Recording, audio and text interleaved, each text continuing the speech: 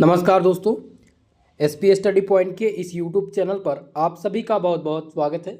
आज की इस वीडियो के माध्यम से BSc second year fourth semester chemistry का क्वेश्चन पेपर हम सॉल्व करने वाले हैं। ये क्वेश्चन पेपर ऑब्जेक्टिव प्रकार का है जो कि एमजेपीआरयू विश्वविद्यालय का है। ऐसे विद्यार्थी जो एमजेपीआरयू से है वो सभी लोग अपनी आंसर की चेक कर लेंगे, और जिन भी स्टूडेंट का एग्ज़ाम अभी नहीं हुआ है OMR पाठ्यक्रम पर होना है उन सब के लिए ये वीडियो खासकर महत्वपूर्ण होगी। ये क्वेश्चन पेपर रामबाण होगा, क्योंकि दोस्तों ठीक इसी प्रकार के प्रश्न आपकी यूनिवर्सिटी में भी पूछे जाएंगे, चाहे आप कानपुर विश्वविद्यालय से हों, आगरा विश्वविद्यालय से हों, BU झांसी विश्वविद्यालय से हों, MSc माँ सुकाम्बरी विश्वविद्यालय के छात्र छात्राएँ हों, या फिर महात्मा गांधी काशी विद्यापीठ से हों, सब में सेम प्रकार के प्रश्न पूछे जाएंगे। तो आप सब के लिए भी इम्पोर्टेंट है ये वीडियो। चलिए स्टार्ट करते हैं आज की इस क्लास को और सॉल्व करते हैं इस प्रश्न पत्र को। इस प्रश्न पत्र में 100 क्वेश्चन पूछे गए थे, जिनमें से 75 क्वेश्चंस का उत्तर देना था विद्यार्थियों द्वारा। और नई शिक्षा नीति के आधार पर जो फोर्थ सेमेस्टर में केमिस्ट्री आपका है वह है quantum mechanics and analytical techniques. Okay, चलिए आज के इस प्रश्न पत्र को हल करते हैं। तो पहला प्रश्न देखिए आपकी स्क्रीन पर आ चुका है, जिसमें पूछा गया था कि what is the black body radiation. Black body radiation को हिंदी में कहते हैं श्याम पिंड। तो श्याम पिंडों के उत्पन्न विकिरण क्या हैं दोस्तों? पहला ऑप्शन है कि the body which transmit all radiation incident upon it, यानी वह बॉडी जिनमें सभी विकिरण उस पर गिरते हैं। तो ये बिल्कुल सर्टिफाइड नहीं करता है ब्लैक बॉडी रेडिएशन को। आपका ऑप्शन नंबर 20 में सही हो जाएगा। वह बॉडी जो सभी प्रकार के विकिरण को अवशोषित कर लेते हैं, यानी the body which absorb all the radiation incident upon it, ये आपका राइट आंसर हो जाएगा। यही ब्लैक बॉडी रेडिएशन कहलाता है। चलें अगला क्वेश्चन, जिसमें पूछा गया था कि as a radiator the black body emit the maximum possible thermal radiation. वह रेडिएटर श्याम पिंडों से ज़्यादा ऊष्मीय विकिरण होता है। तो सबसे ज़्यादा ऊष्मीय विकिरण जो होता है वो एट ऑल वेवलेंथ पर होता है, यानी कि किस पे होता है दोस्तों? सभी तरंग क्रियाओं पर रेडिएटर श्याम पिंडों से ज़्यादा ऊष्मीय विकिरण होता है। ऑप्शन सी इसमें आपका राइट आंसर हो जाएगा। अगला क्वेश्चन नंबर 3, जिसमें पूछा गया है कि प्लांक का नियम, Planck's law describe the spectrum of radiation. Planck का नियम व्याख्या करता है स्पेक्ट्रम का विवरण। तो यहाँ पर है black body, white body, grey body, black body. तो इसमें से दोस्तों ध्यान रखेंगे ब्लैक बॉडी। प्लांक का नियम व्याख्या करता है स्पेक्ट्रम श्याम बॉडी विकिरण, ओके, यानी black body. Option number C इसमें राइट आंसर हो जाएगा। अगला क्वेश्चन आपकी स्क्रीन पे आ चुका है, क्वेश्चन नंबर 4, जिसमें पूछा गया था कि the value of Planck constant, जिसका दिया गया है 10⁻30 जूल सेकंड। ठीक है, इसमें प्लांक का स्थिरांक मान कितना होगा? तो इसका स्थिरांक जो मान है वो है 6.6। ओके, ऑप्शन सी इसमें आपका राइट आंसर हो जाएगा। अगला क्वेश्चन देखते हैं, आपकी स्क्रीन पे आ चुका है क्वेश्चन नंबर 5, जिसमें है emission of electron from the surface of metal when radiation of a appropriate frequency is allowed to incident on the it is called, यानी कि धातु की सतह से इलेक्ट्रॉन का उत्सर्जन तब होता है जब उचित आवृत्ति के विकिरण को उस पर आपतित होने दिया जाता है। उसको क्या कहते हैं? तो दोस्तों ध्यान रखें, उसको हम कहते हैं फोटो इलेक्ट्रिक इफेक्ट। क्या कहते हैं? प्रकाश विद्युत प्रभाव कहते हैं। ऑप्शन नंबर इसमें बी आपका सही उत्तर है।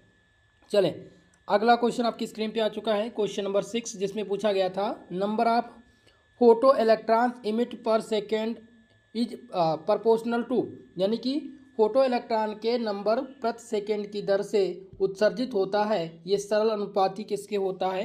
तो ये सरल अनुपाती होता है इंटेंसिटी ऑफ इंसिडेंट रेडिएशन के। ठीक है, ऑप्शन ए इसमें आपका करेक्ट उत्तर हो जाएगा। अगला क्वेश्चन नंबर 7, जिसमें है which photon is more energetic, a red one or violet 1। तो इसमें वॉलेट आपका हो जाएगा कलर, सी वाला ऑप्शन इसमें राइट आंसर होगा आपका। चलिए अगला प्रश्न देखते हैं। नेक्स्ट क्वेश्चन आपकी स्क्रीन पे आ चुका है, जिसमें पूछा गया है what happen to the wavelength of a photon after a collides with an electron, यानी कि जब इलेक्ट्रॉन की कोलाइडी अवस्था के बाद फोटॉन की तरंग क्रिया पर क्या होगा? तो तरंग क्रिया क्या करेगी? इंक्रीज करेगी। ठीक है, ऑप्शन नंबर ए इसमें सही उत्तर हो जाएगा आपका। अगला क्वेश्चन जो कि मोस्ट इंपॉर्टेंट है, जिसमें पूछा गया था electronic configuration of nitrogen 1s2 2s2 2px 2py 2pz is according to, ये किसके अकॉर्डिंग, नाइट्रोजन का इलेक्ट्रॉनिक विन्यास जो दिया गया है, जिसका दिया गया है ये इलेक्ट्रॉनिक विन्यास, तो ये किसके अनुसार होता है, ये क्या आप बाउ प्रिंसिपल के अनुसार होता है या फिर पाउली का एक्सक्लूशन नियम, मॉडर्न प्रिडिक्ट लॉ के अनुसार, या हुंड के लॉ, तो ये हुंड के नियम के अनुसार इस प्रकार से हम व्यवस्थित करते हैं इलेक्ट्रॉनिक कॉन्फ़िगरेशन में इलेक्ट्रॉन्स को। ओके, ऑप्शन डी इसमें राइट आंसर हो जाएगा। अगला क्वेश्चन नंबर 10, जिसमें पूछा गया है the characters of P orbital which determine the geometry of A molecule, यानी कि पी ऑर्बिटल का वह गुण जो यौगिक की संरचना को बनाता है, तो वो यौगिक की संरचना को क्या बनाता है, डायरेक्शनल बनाता है। क्या बनाता है दोस्तों, डायरेक्शनल। ऑप्शन 20 में राइट आंसर आपका हो जाएगा। चलिए अगले प्रश्न की ओर, क्वेश्चन नंबर 11, जिसमें पूछा गया है the size of S orbital increase when the value of principal quantum number. ठीक है, तो जब साइज एस ऑर्बिटल की इंक्रीज करेगी तो जो प्रिंसिपल क्वांटम नंबर है, जो वैल्यू होगी प्रिंसिपल क्वांटम नंबर की, वो भी इंक्रीज करेगी। ऑप्शन नंबर यहाँ पर बी राइट आंसर हो जाएगा। अगला प्रश्न आपकी स्क्रीन पे आ चुका है, जिसमें क्या पूछा गया है दोस्तों, क्वेश्चन नंबर 12 में कि विच of the following is incorrect about S orbital, निम्नलिखित में से कौन सा एस ऑर्बिटल के सापेक्ष में सही नहीं है। तो पहला यहाँ पर देखिए दिया गया, they can only hold on माफ कीजिएगा इलेक्ट्रॉन, यानी वह सिर्फ एक ही इलेक्ट्रॉन को ले सकते हैं, तो यही आपका क्या हो जाएगा, ये असत्य कथन है। बाकी बी कह रहा है they are the spherical in shape, यानी वो गोलाकार होते हैं, तो ये भी आपका सही है। तीसरा है कि they are found in all, ये सभी मुख्य ऊर्जा स्तर पर पाए जाते हैं, तो ये भी सही है। ठीक है, तो इनमें से कौन सा ऑप्शन सही हो जाएगा, 12 नंबर का आपका ऑप्शन नंबर ए सही होगा। अगले प्रश्न की ओर बढ़ें, क्वेश्चन नंबर 13, जिसमें है कि what is correct order of orbitals in which electrons are filled, कक्षा का सही क्रम क्या है जिसमें इलेक्ट्रॉन भरे हुए हैं। अब पहले को चेक करते हैं, इसमें दिया गया 4s 3d up 5s 4d, तो इसका अगर हम इलेक्ट्रॉनिक विन्यास देखें तो क्या होता है, 1s2 2s2 2p6, फिर आ जाता है 3s के बाद क्या आता है 3s2 3p6, और फिर आता है 4s। ठीक है, 4s2, फिर आएगा 3d, तो पहले में 4s 3d आता है, उसके बाद में 5s तब 4d आता है, तो इसमें पहला वाला सही होगा। बाकी यहाँ देखिए बी वाले में 3d दिया गया तब 4s, तो पहले 4s आएगा तब 3d आएगा। तीसरे में देखिए 3d पहले दिया गया फिर 4s, तो ये भी आपका रॉन्ग हो जाएगा क्योंकि 4d आ गया, क्योंकि 4s के बाद में क्या आएगा, 4s के बाद 4p आएगा, तो ये वाला रॉन्ग हो जाएगा। फिर डी देखते हैं 5s 3d, तो ये तीनों ऑप्शन रॉन्ग है, केवल ऑप्शन नंबर ए इसमें आपका करेक्ट उत्तर है। ये कक्षा के सही क्रम में व्यवस्थित इलेक्ट्रॉन जो है ये पहला वाला होगा। चलिए अगला क्वेश्चन आपकी स्क्रीन पे आ चुका है, क्वेश्चन नंबर 14, जिसमें है कि ऑर्बिटल्स हैविंग 2 स्पेरिकल नोड्स, यानी कक्षा में 2 गोलाकार नोड्स होते हैं, तो उन गोलाकार नोड्स कितने होते हैं, 2s होते हैं। ऑप्शन ए इसमें आपका सही उत्तर हो जाएगा। चलिए अगले प्रश्न की ओर बढ़ते हैं। माफ कीजिएगा, कक्षा में जो गोलाकार नोड्स होते हैं वो होते हैं 6f में, किसमें होते हैं 6f में होते हैं। ऑप्शन नंबर डी इसमें राइट आंसर होगा, ये ए वाला ऑप्शन आपका रॉन्ग होगा। ठीक है, तो ऑप्शन डी सही है। अगला क्वेश्चन नंबर 15, जिसमें है if the mean and the variance of binomial distribution are the 5 and 4 repeating then the value of n is, यानी कि ब्रोनोकल विवरण के माध्य और विचरण क्रमशः 5 और 4 हैं, तो n का मान क्या होगा, तो n का मान जो आएगा वो आप निकाल कर देखेंगे तो 25 आएगा। ऑप्शन ए इसमें राइट आंसर है।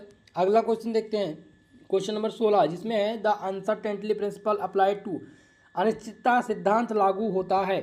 पहला ऑप्शन है microscopic particle, gases, or none of these, तो सूक्ष्म कण पर, स्थूल कण पे नहीं, सूक्ष्म कण पर अनसर्टेनिटी प्रिंसिपल लागू होता है।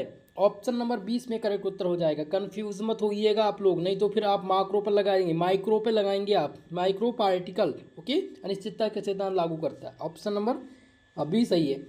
अगला क्वेश्चन नंबर 17, जिसमें दोस्तों क्या है 17 नंबर प्रश्न है, on the basis of uncertainty principle it can be provide that, यानी कि अनिश्चितता के सिद्धांत पर यह सिद्ध किया जा सकता है। तो अनिश्चितता के सिद्धांत पर हम सिद्ध कर सकते हैं कि electron does not exit inside the nucleus. ठीक है, इलेक्ट्रॉन नाभिक के अंदर नहीं रहते हैं, ये अनिश्चितता का सिद्धांत बताता है। ऑप्शन नंबर 20 में राइट आंसर हो जाएगा।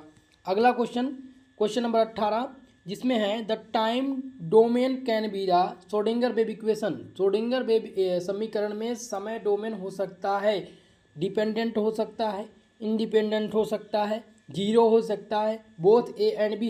तो डिपेंडेंट और इंडिपेंडेंट ये दोनों हो सकता है श्रोडिंगर वेव समीकरण में समय डोमेन। ठीक है, तो ऑप्शन डी इसमें आपका सही उत्तर हो जाएगा। चलिए अगले प्रश्न की ओर बढ़ते हैं। नेक्स्ट क्वेश्चन आ गया आपकी स्क्रीन पे, क्वेश्चन नंबर 19, जिसमें है कि according to aufbau principle which of the 3 4D 5P 5S will be filled with the electron first. Aufbau सिद्धांत के अनुसार इसमें से सर्वप्रथम किस इलेक्ट्रॉन को भरा जाएगा? तो सबसे पहले हम क्या भरेंगे, इसमें 5S भरेंगे। क्या भरेंगे? 5S भरेंगे, फिर 4D भरेंगे, फिर 5P भरेंगे। ठीक है, तो इसमें से ऑप्शन ए करेक्ट उत्तर हो जाएगा। माफ कीजिएगा, 5S कौन सा ऑप्शन है? सी वाला ऑप्शन इसमें राइट आंसर होगा, क्योंकि 5S पहले आएगा, फिर आएगा 4D, फिर आएगा 5P। चलिए अगला क्वेश्चन, नेक्स्ट क्वेश्चन है क्वेश्चन नंबर 20, जिसमें पूछा गया है कि Pauli exclusion principle state that. Pauli का अपवर्जन सिद्धांत क्या कहता है, उसके अनुसार क्या होता है? तो पाउली के अपवर्जन सिद्धांत के अनुसार पहला हम चेक करते हैं, nucleus of an atom contain 1 negative charge, तो ये आपका रॉन्ग होगा। दूसरा है electrons move in circular orbital around the nucleus, तो ये भी नहीं होगा पाउली एक्सक्लूजन के अनुसार। सी कह रहा है कि electrons occupy orbital of lowest energy, तो ये भी नहीं होगा। इनमें से सही ऑप्शन हो जाएगा डी वाला।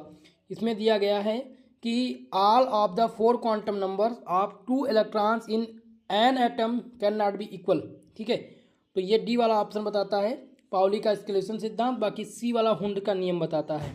ठीक है, चलिए तो 20 नंबर का सही ऑप्शन कौन सा हो जाएगा? डी वाला आपका सही उत्तर होगा। अगले प्रश्न की ओर बढ़ते हैं, क्वेश्चन नंबर 21, जिसमें है how many value off spin quantum number is possible. Spin quantum संख्या के कितने मान यहाँ पर पॉसिबल है? तो 2 मान इसमें पॉसिबल हैं। ऑप्शन ए इसमें सही उत्तर आपका है। अगला प्रश्न आपकी स्क्रीन पे आ चुका है, जिसमें क्या पूछा गया है, the wave function represent at. तो वेव फंक्शन क्या रिप्रेजेंट करता है? एम्पलीट्यूड फंक्शन को। एम्पलीट्यूड फंक्शन को वेव फंक्शन रिप्रेजेंट करता है। ऑप्शन डी इसमें सही उत्तर हो जाएगा।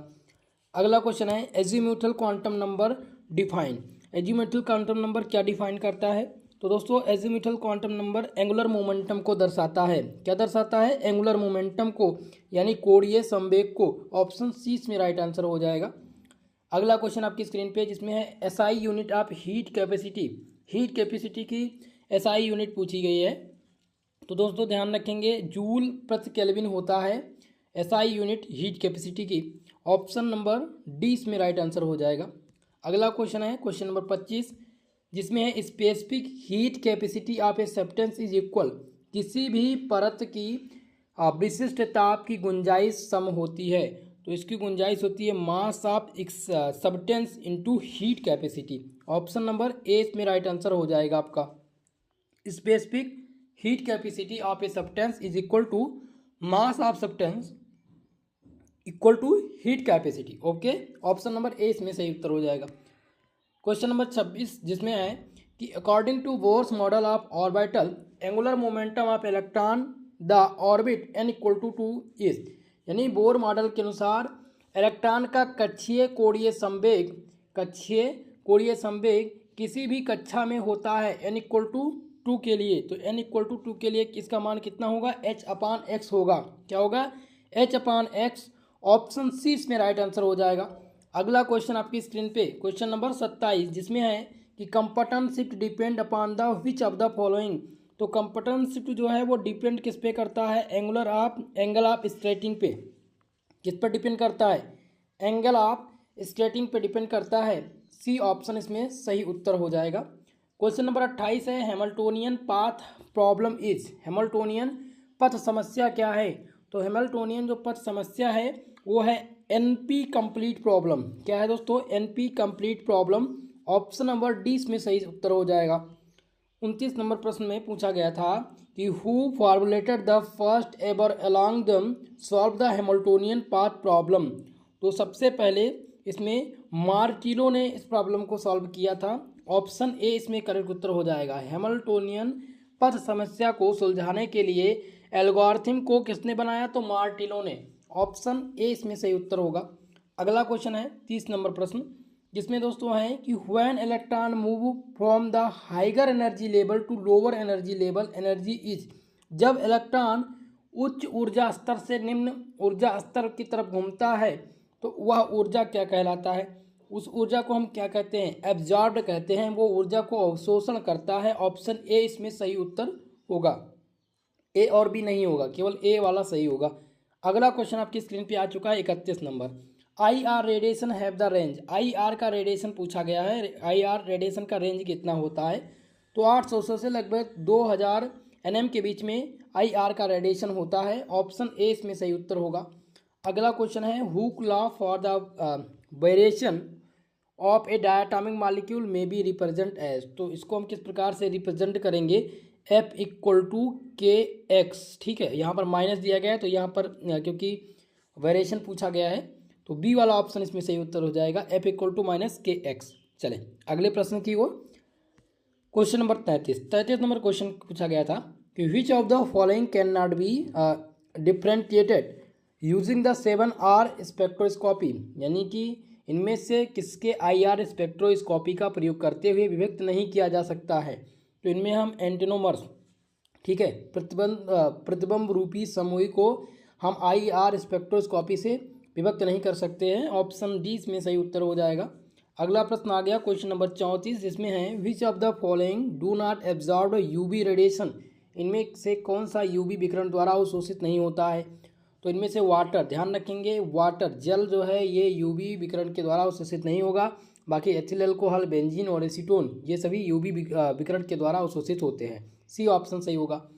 अगला क्वेश्चन आपकी स्क्रीन पे है, जिसमें था कि the relation between gamma B X is. तो इसका सही संबंध पूछा गया था। इनमें सही संबंध ए वाला हो जाएगा। ऑप्शन ए इसमें करेक्ट उत्तर होगा आपका। अगला प्रश्न देखते हैं क्वेश्चन नंबर 36, जिसमें है the range of UV light is. तो यूवी लाइट का जो रेंज है वो है 10 से लेकर के 400 mm तक, 10 से लेकर के 400 mm तक, nm तक, ठीक है, nm तक। ऑप्शन नंबर बी इसमें राइट आंसर आपका हो जाएगा। चलिए अगले प्रश्न की ओर। क्वेश्चन नंबर 37, जिसमें है which ray are known as the radiations of highest energy. इनमें से कौन सी विकिरण की ऊर्जा उच्च ऊर्जा के विकिरण की तरह जाना जाता है। तो उच्च ऊर्जा विकिरण के रूप में किसे जानते हैं। तो पहला था इसमें IR रेस टू 1000 nm, या फिर कॉस्मिक रेस, यूवी रेंज, या माइक्रोवेव रेंज। तो दोस्तों इस क्वेश्चन में थोड़ा सा मुझे सस्पेंस है, इसलिए मैंने इस क्वेश्चन को छोड़ दिया है। अगर आपको पता होगा तो आंसर करिएगा। चलिए क्वेश्चन नंबर 38 है which of the following can not be excluded the help of UV absorption spectra. इनमें से किसको नहीं पहचाना जा सकता है यूवी अवशोषण स्पेक्ट्रा की मदद से। तो पहला तो दिया गया conjugation, functional group, geometrical, optical. तो इसमें से फंक्शनल क्रियात्मक समूह को हम नहीं पहचान सकते। ठीक है, ऑप्शन नंबर 20 में राइट आंसर होगा। अगला क्वेश्चन 39 नंबर प्रश्न है, जिसमें है कि which compound will show maximum IR absorption frequency. कौन सा यौगिक ज़्यादा से ज़्यादा IR अवशोषण आवृत्ति को दर्शाएगा। ठीक है, तो इसमें एसीटोन, मेथिल एथिल कीटोन, या फिर साइक्लोब्यूटेन, या मेथिल वाइनिल कीटोन। ठीक है, तो कौन सा सही उत्तर हो जाएगा। 39 नंबर का जो करेक्ट उत्तर होगा वो हो जाएगा एसीटोन। आपका ऑप्शन ए करेक्ट उत्तर होगा। अगला क्वेश्चन आ गया आपकी स्क्रीन पे 40 नंबर, जिसमें है the relation 1/2πL √k/u is called. तो इसे क्या कहा जाता है। तो इसको दोस्तों ध्यान रखेंगे, हम इसको कहते हैं फोर्स कांस्टेंट। ये क्या है, फोर्स बल स्थिरांक है, फोर्स कांस्टेंट है। ओके, ऑप्शन सी इसमें राइट आंसर होगा। क्वेश्चन नंबर 41, जिसमें पूछा गया है the selection rule for the translational energy level in the Raman spectrum is del J is equal to. तो ये होता है +2 के बराबर। ऑप्शन नंबर 20 में आपका सही उत्तर हो जाएगा। अगला प्रश्न आपकी स्क्रीन पे आ चुका है क्वेश्चन नंबर 42, जिसमें पूछा गया रमन शिफ्ट डिपेंड अपॉन। तो रमन शिफ्ट किस पर डिपेंड होता है? तो ये इंसिडेंट वेवलेंथ पर डिपेंड करता है रमन का शिफ्ट। ऑप्शन नंबर ए सही उत्तर होगा। क्वेश्चन नंबर 43 जिसमें है Raman effect is scattering of, Raman प्रभाव बिखरना है। तो रमन प्रभाव बिखरना है वो किसका है? Raman effect is scattering of photons. Okay, option number D इसमें करेक्ट उत्तर हो जाएगा। अगला क्वेश्चन नंबर 44 जिसमें पूछा गया था the elastic scattering of a photo is called, photo की इलास्टिक से प्रकीर्ण बिखरना को क्या कहते हैं? तो इसको कहा जाता है रेलिंग प्रकीर्ण, रेलिंग स्क्रेटिंग। ओके, ऑप्शन नंबर 20 में आपका राइट आंसर है। चलिए क्वेश्चन नंबर 45 नंबर क्वेश्चन है कि how many degree of freedom does a chemical compound of water है। तो वाटर के पास जो डिग्री ऑफ फ्रीडम होगा वो कितना होगा? वो लगभग 3n होगा, इसलिए ऑप्शन सी इसमें सही उत्तर आपका है। चलिए अगले प्रश्न की ओर। क्वेश्चन नंबर 46 जिसमें है the Raman spectrum is said to be consist of stoke line when क्या हो जाएगा इसमें? Del B equal to del B greater than equal to 0। ठीक है, greater than 0। Okay, option A इसमें आपका करेक्ट उत्तर हो जाएगा। चलिए अगला क्वेश्चन आपकी स्क्रीन पे है जो कि 47 नंबर है कि the Raman shift generally lies between, Raman पारी समानता किसके बीच होती है? तो इसकी पारी जो लाई करती है वो लगभग 100 से 4000 सेंटीमीटर इनवर्स के बीच में लाइज करती है। ऑप्शन नंबर डी सही हो जाएगा 47 नंबर प्रश्न का। क्वेश्चन नंबर 48 जिसमें है रमन लाइज आर, तो रमन लाइज क्या करता है? एक प्रकार का वीक रमन रेखा है, एक प्रकार की कमजोर रेखा कहलाती है। ऑप्शन ए इसमें राइट आंसर हो जाएगा। क्वेश्चन नंबर 49 जिसमें है the most commonly use the laser for the Raman spectroscopy, Raman spectroscopy में सबसे ज़्यादा प्रयोग होने वाला लेजर कौन है? तो ध्यान रखेंगे हीलियम नियॉन लेजर का प्रयोग सबसे ज़्यादा किया जाता है रमन स्पेक्ट्रोस्कोपी में। ऑप्शन नंबर सी इसमें करेक्ट उत्तर हो जाएगा। अगला क्वेश्चन नंबर 50, और ये दोस्तों 3 विश्वविद्यालय में रिपीट हो चुका है और चौथा विश्वविद्यालय MG प्यारे विश्वविद्यालय में पूछा गया है। The Raman shift related to force constant k and the reduced loss in given by, Raman पारी में बल स्थिरांक के रेडियस लॉस का संबंध दिखाता है। तो जो इसका संबंध दर्शाएगा वो दर्शाएगा 1/2x √KU। Okay, option number A इसमें सही उत्तर होगा। दोस्तों वीडियो को लाइक शेयर कर दीजिए और जो भी हमारे इस चैनल पर नए हैं चैनल को सब्सक्राइब कर लीजिएगा। आप सबसे निवेदन है इसी प्रकार के सभी सब्जेक्ट की क्लास हमारे यूट्यूब चैनल पर चल रही है। जैसा कि आप लोगों ने देखा जो मैंने केमिस्ट्री का मॉडल पेपर आप लोग के लिए बनाया था, लगभग क्वेश्चन उसी से पूछे गए हैं। अगर आप लोगों ने जो 3 विश्वविद्यालय के प्रश्न पत्र मैंने सॉल्व कराए थे वो देखा होगा और मेरा मॉडल पेपर तैयार किया होगा, तो सारे के सारे प्रश्न वहीं से पूछे गए हैं। ठीक है, इसी प्रकार जूलॉजी, बॉटनी, फिजिक्स, मैथ के लिए आप लोग हमारे चैनल से जुड़ जाइएगा। आज शाम 9 बजे से क्लास आप लोग की चलेगी। चलिए चैनल को सब्सक्राइब कर लीजिएगा, बेल नोटिफिकेशन को ऑन कर लेंगे ताकि नोटिफिकेशन आपको मिलता रहे। 51 नंबर प्रश्न पूछा गया है इन NMR स्पेक्ट्रम द न्यूक्लियर इन अब फील्ड रिसोनेट एट, यानी NMR स्पेक्ट्रम में नाभिक उच्च क्षेत्र में अनुवाद करता है। तो जो अनुवाद होता है वो हाई फ्रीक्वेंसी देता है, उच्च तीव्रता।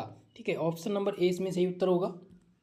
अगला क्वेश्चन पूछा गया था 52 number the nuclei that does not give NMR signal, नाभिक जो NMR सिग्नल नहीं देता है, तो इनमें से जो NMR सिग्नल नहीं देगा वो 15N नहीं देगा। ठीक है, ऑप्शन नंबर ए इसमें राइट आंसर हो जाएगा। अगला क्वेश्चन है क्वेश्चन नंबर 53 जिसमें पूछा गया था signal splitting in NMR arise from, NMR में सिग्नल का विभक्त होना कहाँ से होता है? तो ये दोस्तों स्पिन कपलिंग से होता है। कहाँ से होता है? स्पिन कपलिंग से। ऑप्शन सी इसमें आपका सही उत्तर हो जाएगा। Option number C right answer है। क्वेश्चन नंबर 54 जिसमें पूछा गया था which of the following organic compound which nuclear formula C3H1C12 exhibit only the signal in NMR spectrum. तो ये हो जाएगा 2,2 डाइक्लोरोप्रोपेन इसमें सही उत्तर है। अगला प्रश्न आ गया आपकी स्क्रीन पे क्वेश्चन नंबर 55 जिसमें है कि विच of the following compound so only the signal is present in NMR spectra, यानी कि इनमें से कौन सा कार्बनिक यौगिक NMR स्पेक्ट्रा में एक ही सिग्नल मौजूद दर्शाता है? तो इनमें से केवल एक ही सिग्नल जो मौजूद दर्शाएगा वो कौन सा है दोस्तों, वो है C6H6 C5H12। तो इसमें ऑल ऑफ एबव हो जाएगा, सभी, ये सभी सिग्नल दिखाते हैं। डी वाला ऑप्शन करेक्ट उत्तर होगा। क्वेश्चन नंबर 56 जिसमें है the distance between the centres of a peak of doublet is called as. Doublet के स्पेंटर पीक्स के माध्यम की दूरी को क्या कहा जाता है, तो इस दूरी को हम कपलिंग कांस्टेंट कहते हैं, युग्मक स्थिरांक कहते हैं। ऑप्शन नंबर ए इसमें आपका सही उत्तर हो जाएगा। अगला क्वेश्चन है कि H2CH2 C2H6 and C6H6 exhibit which NMR spectra. तो ये ट्रिपलेट, तीन सिग्नल ले देंगे, ट्रिपलेट सिग्नल देंगे। ऑप्शन सी इसमें राइट आंसर हो जाएगा। चलिए अगला प्रश्न आपकी स्क्रीन पे आ चुका है, क्वेश्चन नंबर 58 जिसमें है दोस्तों NMR spectroscopy is use for the determining structure in which of the following materials. NMR spectroscopy का उपयोग निम्नलिखित में से किस सामग्री संरचना निर्धारित करने के लिए किया जाता है। तो चलिए उत्तर कीजिएगा भाई आप सब लोग। तो दोस्तों इनसॉल्युबल केमिकल कंपाउंड के लिए इसका प्रयोग करते हैं। ऑप्शन नंबर 20 में सही उत्तर आपका हो जाएगा। अगला प्रश्न आ गया आपकी स्क्रीन पे 59 नंबर, जिसमें क्या पूछा गया था कि NMR is a study of absorption of by nuclei in the magnetic field. यानी NMR अध्ययन है अवशोषण का, जो कि क्या करता है, ये radio frequency radiation. NMR is the study of absorption of radio frequency radiation by nuclei in magnetic field. Okay, option C इसमें आपका राइट आंसर हो जाएगा। चलिए अगले प्रश्न की ओर बढ़ते हैं। नेक्स्ट क्वेश्चन है क्वेश्चन नंबर 60 जिसपे है which of the following are considered to be lowest form of electromagnetic radiation. इनमें से कौन सा विद्युत चुंबकीय विकिरण की तीव्रता है। तो विद्युत चुंबकीय विकिरण की जो तीव्रता है वो है radio waves. Okay, option C में राइट आंसर आपका हो जाएगा। क्वेश्चन नंबर 61 जिसमें पूछा गया है if the number of protons और neutrons is even to spin the nucleus will be which of the following. अगर प्रोटॉन तथा न्यूट्रॉन का नंबर सम है तब जो नाभिक का स्पिन होगा वो इनमें से क्या होगा। तो जो नाभिक का स्पिन आएगा दोस्तों वो जीरो स्पिन रेडिएशन आएगा। ऑप्शन नंबर यहाँ पर एक करेक्ट उत्तर हो जाएगा। अगला क्वेश्चन है क्वेश्चन नंबर 62 जिसमें है chemical shift allow a chemist to obtain the idea of how atom are join together. यानी रासायनिक पारी केमिस्ट को आइडिया देती है कि अणु आपस में जुड़े हुए हैं। तो ये सत्य कथन है, यही केमिकल शिफ्ट ही आइडिया देती है। ऑप्शन ए इसमें सही उत्तर हो जाएगा। अगला क्वेश्चन है कि elementary particle such as electrons and nucleus have the property of spin. यानी मूलभूत कण जैसे इलेक्ट्रॉन तथा नाभिक दोनों में ही स्पिन के गुण होते हैं। ये सत्य कथन है या असत्य कथन है। तो बिल्कुल सत्य कथन है, दोनों ही गुण पाए जाते हैं। ठीक है, ऑप्शन ए इसमें राइट आंसर हो जाएगा। अगला प्रश्न है क्वेश्चन नंबर 64 जिसमें पूछा गया है मित्रों कि the amount of energy available in the radio frequency radiation is sufficient for which of the following. ऊर्जा की मात्रा पर्याप्त है, ऊर्जा की मात्रा पर्याप्त है, रेडियो तीव्रता विकिरण में पर्याप्त है, इसमें इनमें से किसमें है। अणु का उत्तेजित होना, वेरिएशन ऑन एटम यानी अणु का तरंगित होना, या फिर अणुओं का तरंगन होना, या ऑप्शन डी कह रहा है कि effect the nuclear spin off an atom. तो इसमें से सही उत्तर हो जाएगा अणु की न्यूक्लियर स्पिन प्रभावित होना। ठीक है, ये डी वाला ऑप्शन इसमें से सही उत्तर है।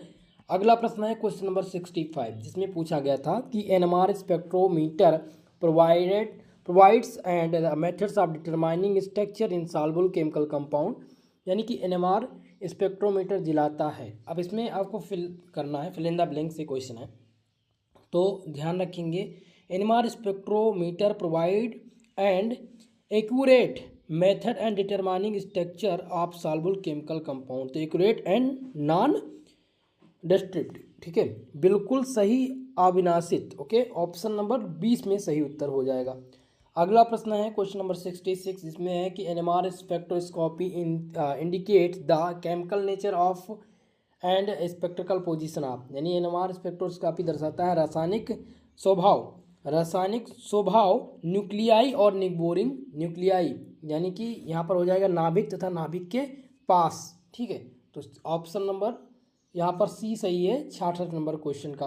अगला क्वेश्चन आपकी स्क्रीन पे क्वेश्चन नंबर 67 जिसमें है कि इन NMR spectroscopy the spinning nuclei in strong magnetic field must be radiated by which of the following, यानी कि एनएमआर स्पेक्ट्रोस्कोपी में उच्च चुंबकीय क्षेत्र में नाभिक की स्पिन इनमें से किसमें होती है। तो नाभिक की जो स्पिन होती है वो किसमें होती है, ध्यान रखेंगे दोस्तों, ये होती है परपेंडिकुलर एंड वीकर।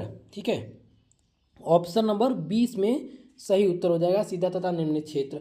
अगला क्वेश्चन नंबर 68 जिसमें है ऑल हाइड्रोजन एटम, सभी हाइड्रोजन अणु होते हैं। तो सभी हाइड्रोजन एटम्स जो होते हैं दोस्तों वो have a same resonance frequency, सभी के पास एक जैसी अनुनादी संरचना होती है। ऑप्शन नंबर ए इसमें करेक्ट उत्तर हो जाएगा। अगला क्वेश्चन है क्वेश्चन नंबर 69 जिसमें पूछा गया था what is the shielding in NMR. NMR में शील्डिंग क्या है। तो एनएमआर में जो शील्डिंग है वह है when a magnetic movement of an atom blocks the full induced magnetic field from surrounded nuclei, यानी जब भी किसी अणु का चुंबकीय क्षण ब्लॉक होता है नाभिक के चारों तरफ चुंबकीय क्षेत्र। ओके, ऑप्शन ए इसमें राइट आंसर होगा। अगला क्वेश्चन है 70 नंबर जिसमें पूछा गया है कि the distance between the centres of the peak of doublet is called as, doublet के बीच में इसको क्या कहा जाता है। तो इसको दोस्तों कहते हैं कपलिंग कांस्टेंट, क्या कहते हैं, युग्मन स्थिरांक इसको कहते हैं। ऑप्शन ए इसमें आपका सही उत्तर हो जाएगा। अगला प्रश्न है क्वेश्चन नंबर 71 जिसमें इन मास स्पेक्ट्रोमेट्री जिसमें दिया गया BR81। सो मास स्पेक्ट्रोस्कोपी में ये क्या दर्शाता है, तो ये M+2 पीक को दर्शाता है। क्या दर्शाता है, M+2 पीक को। ऑप्शन नंबर बी सही उत्तर होगा। क्वेश्चन नंबर 72 जिसमें पूछा गया है दोस्तों कि klystron is use as radiation source in, तो ये जो है मास स्पेक्ट्रोमेट्री के रूप में प्रयोग किया जाता है। सी वाला ऑप्शन इसमें सही उत्तर हो जाएगा। अगला क्वेश्चन आपकी स्क्रीन पे आ चुका है 73 जिसमें पूछा गया है in mass spectra the most intense peak is the, mass spectra में सबसे तीव्र चोटी कौन सी है। तो बेस पीक को माना जाता है। किसको माना जाता है दोस्तों, बेस पीक को सबसे तीव्र पीक माना जाता है। ऑप्शन नंबर ए इसमें सही उत्तर हो जाएगा। अगला क्वेश्चन है क्वेश्चन नंबर 74 जिसमें है a mass spectrometer bombards molecule with a high energy electron beam in, mass spectrometer बमबारी करता है उच्च ऊर्जा इलेक्ट्रॉन बीम द्वारा। तो उच्च ऊर्जा इलेक्ट्रॉन बीम के द्वारा करता है तो उसमें क्या हो जाएगा, वेपर फेज द्रव्य अवस्था में मास स्पेक्ट्रोमीटर बमबारी करता है जब उच्च इलेक्ट्रॉन बीम के द्वारा। ठीक है, ऑप्शन डी इसमें सही उत्तर हो जाएगा। क्वेश्चन नंबर 75 जिसमें है the inert gas use in the horizontal, the inert gas use in ionization दिया गया है स्टेज ऑफ मास स्पेक्ट्रोमीटर। ठीक है, यानी अक्रिय गैस प्रयुक्त होती है मास स्पेक्ट्रोमेट्री की आयनिक अवस्था में। तो आयनिक अवस्था में आर्गन, यहाँ पर सही उत्तर कौन सा हो जाएगा, आर्गन। ठीक है, आर्गन और नाइट्रोजन इसमें सम्मिलित है। ऑप्शन नंबर कौन सा सही हो जाएगा, बी वाला ऑप्शन करेक्ट उत्तर होगा। अगला क्वेश्चन है क्वेश्चन नंबर 76 जिसमें है principle involve a mass spectrometer is. ठीक है, मास स्पेक्ट्रोमीटर का सिद्धांत क्या है।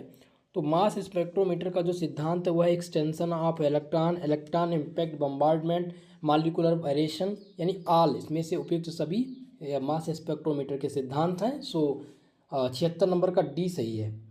अगला क्वेश्चन नंबर 77 जिसमें है कि in mass spectrum M18 peak indicates loss of, यानी कि मास स्पेक्ट्रम में M18 चोटी के दर्शाता है तो ये वाटर मॉलिक्यूल का लॉस दिखाता है। ठीक है, ऑप्शन नंबर डी सही है 77 नंबर क्वेश्चन का। क्वेश्चन नंबर 78 जिसमें है कि in mass spectrum of toluene widely the metastable peak appears to, toluene के मास स्पेक्ट्रम में मेटा स्टेबल चोटी होती है। तो मेटा स्टेबल जो चोटी होती है वो क्या होती है दोस्तों, वो 91 मीटर सेकंड होती है। ऑप्शन नंबर ए इसमें करेक्ट उत्तर हो जाएगा 78 नंबर प्रश्न का।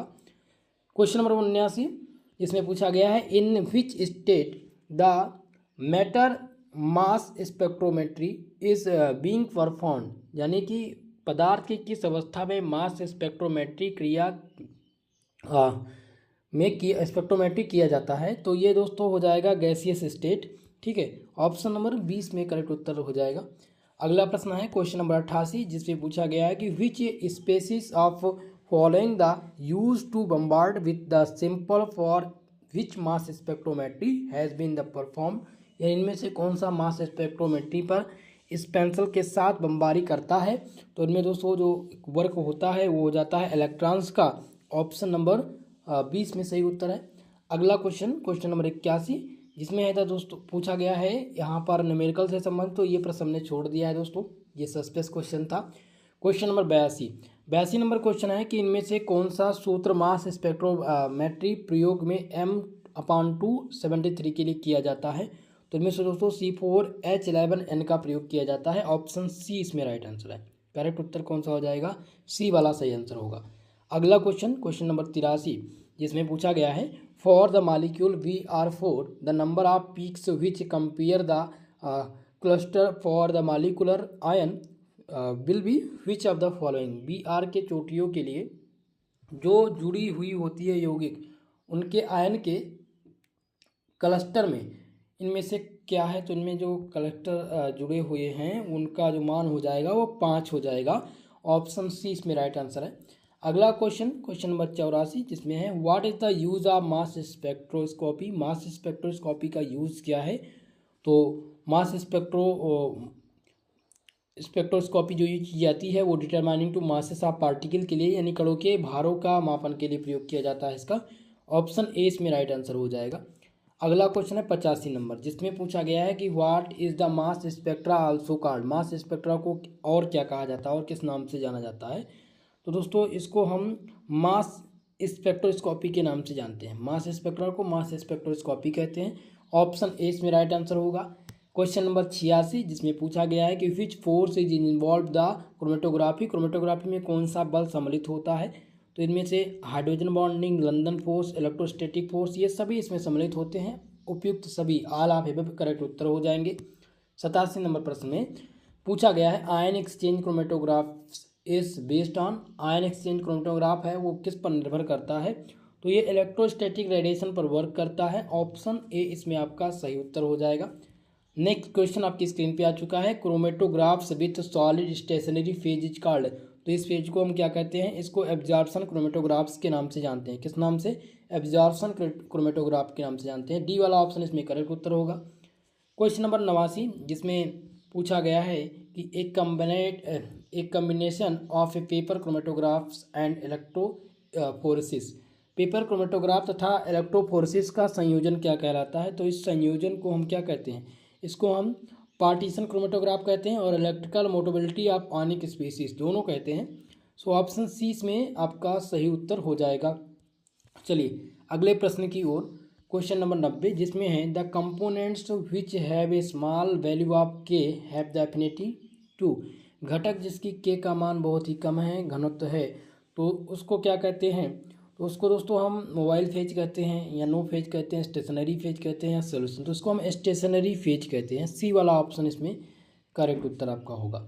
अगला क्वेश्चन है 91 नंबर, जिसमें है which technique is also known as colouring writing. कौन सी तकनीकी को कलर लेखन के नाम से जाना जाता है?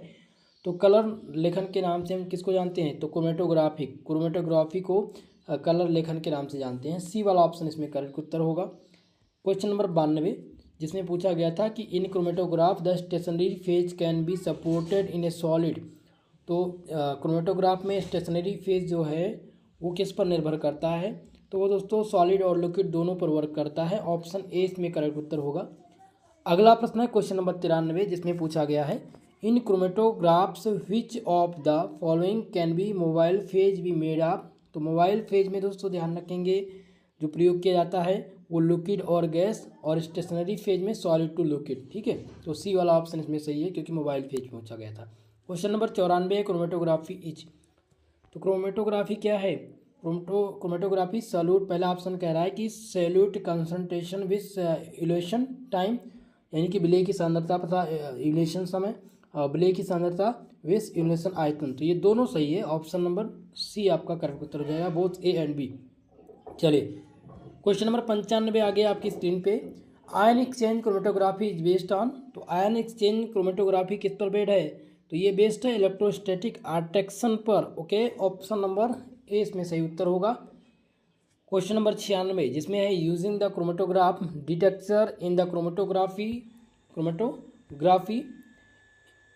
ए graphs is obtain between, fill in the blank दिया गया है, एंड टाइम। तो इसमें क्या फिल करेंगे, इसमें कंसंट्रेशन फिल करेंगे। ठीक है, ऑप्शन बी सही हो जाएगा।